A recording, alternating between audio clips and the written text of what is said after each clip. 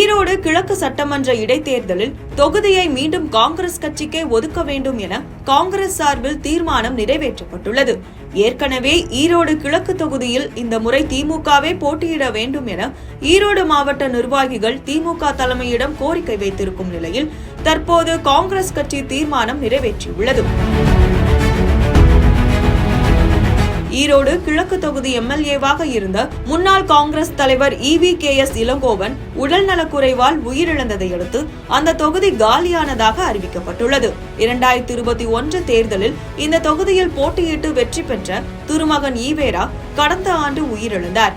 இதையடுத்து திமுக கூட்டணியில் நின்று தனது மகன் விட்டுச் சென்ற இடத்தில் போட்டியிட்டு வெற்றியை பெற்றார் இளங்கோவன். இப்படியான சூழலில்தான் உடல் நலக்குறைவால் பாதிக்கப்பட்ட இளங்கோவன் சில தினங்களுக்கு முன்பாக உயிரிழந்தார்.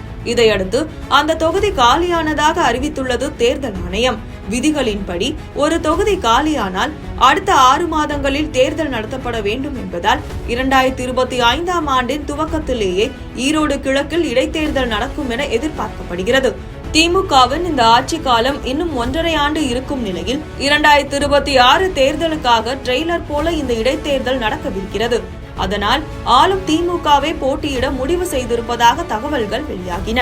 மேலும் திமுக கொள்கை பரப்பு இணைச் செயலாளர் VC சந்திரகுமார் இந்த முறை திமுகவை போட்டியிட வேண்டும் என்றும் திமுக உட்கட்சி கூட்டத்தில் வலியுறுத்தி இருப்பதாக செய்திகள் வெளியாகின. அப்படி திமுக போட்டியிடும் பட்சத்தில் VC சந்திரகுமார் ஈரோடு தெற்கு மாவட்ட இணை செயலாளர் செல்லப்பொண்ணு, மாவட்ட துணை செயலாளர் செந்தில்குமார் உள்ளிட்டவர்கள் ரேஸில் இருப்பதாக சொல்லப்படுகிறது. இவர்களில் முன்னாள் MLA சந்திரகுமாருக்கு அதிக வாய்ப்பு இருப்பதாக சொல்லப்படுகிறது.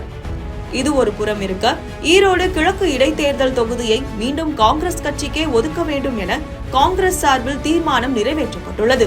EVKS இளங்கோவனின் இளைய மகன் சஞ்சய்க்கு வாய்ப்பு வழங்க வேண்டும் என ஈரோட்டில் நடைபெற்ற காங்கிரஸ் கட்சி நடத்திய ஆலோசனை கூட்டத்தில் தீர்மானம் நிறைவேற்றப்பட்டுள்ளது.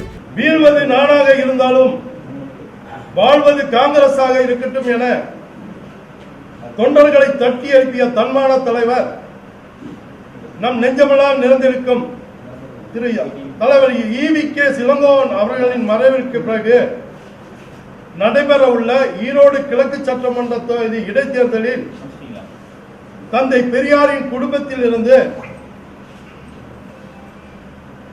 திரு EVKS, அதாவது தன்மான தலைவரின் இளைய மகன் சஞ்சய் சம்பத் அவர்களை ஈரோடு வேட்பாளராக நிறுத்த வேண்டும் என காங்கிரஸ் கட்சியை, அதாவது நம்முடைய மாநில தலைமையும் அகில இந்திய தலைமையும் வலியுறுத்தி ஈரோடு மாநகர மாவட்ட காங்கிரஸ் கட்சியினுடைய அனைத்து நிர்வாகிகளும் அனைத்து துணை அமைப்பின் தலைவர்களும் ஒருமனதாக தீர்மானம் நிறைவேற்றப்பட்டு நம்மளுடைய மாநில தலைமைக்கும் அகில இந்திய தலைமைக்கும் அனுப்பி வைப்பது என்றும், ஈரோடு கிழக்கு தொகுதியை காங்கிரசுக்கு தான் ஒதுக்க வேண்டும் என ஏற்கனவே தமிழ்நாடு காங்கிரஸ் கமிட்டி தலைவர் செல்வ பெருந்தகை வலியுறுத்தியிருந்ததும் குறிப்பிடத்தக்கது. 2011 உருவானது ஈரோடு கிழக்கு சட்டமன்ற தொகுதி. இதுவரை நடந்த 4 தேர்தல்களில் ஒருமுறை அதிமுக கூட்டணியில் தேமுதிகவும், ஒருமுறை அதிமுகவும், திமுக கூட்டணியில் காங்கிரஸ் 2 முறையும் வெற்றி பெற்றுள்ளது.